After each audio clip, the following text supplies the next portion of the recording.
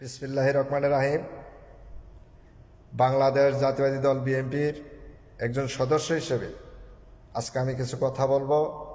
সেই কথাটি হইল, বাংলাদেশে বিভিন্ন ধরনের নেতারা বাংলাদেশ জাতীয়তাবাদী দল বিএনপি ভারপ্রাপ্ত চেয়ারম্যান এবং তারেক রহমানের নিয়ে বিভিন্ন ধরনের বক্তব্য দিতেছে যে তারেক রহমানের পাসপোর্ট নাই, আইডি নাই, কাগজপাতি ঠিক নাই, দেশে আইতে পারবো না। আমি তাদেরকে বলতে চাই, বাংলাদেশ জাতীয়তাবাদী দল বিএনপি যেত নেতাকর্মী যারা আছি সবার শরীরে কিন্তু রক্ত মাংস সবার শরীরেই কিন্তু আছে, ঠিক আছে?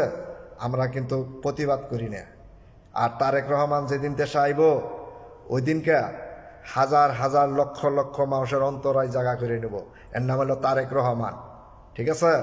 বাংলাদেশ জাতীয়তাবাদী দল বিএনপির যেত নেতাকর্মী যারা আছি আমরা কিন্তু শহীদ জিয়ার সৈনিক, বেগম খালেদা জিয়ার সৈনিক, তারেক জিয়ার সৈনিক, ঠিক আছে? আমাদের লক্ষ্য একটাই, বাংলাদেশ জাতীয়তাবাদী দল বিএনপি ভারপ্রাপ্ত চেয়ারম্যান এবং তারেক রহমানের হাতকে শক্তিশালী করার জন্য আমরা সারা বাংলাদেশের জাতীয়বাদী দল বিএনপির যত নেতাকর্মী যারা আছি সবাই আমরা ঐক্যবদ্ধ হয়ে আমরা মাঠে কাজ করব। আমাদের লক্ষ্য একটাই, ঠিক আছে? সবাই ভালো থাকবেন, সবার প্রতি দোয়া রইল।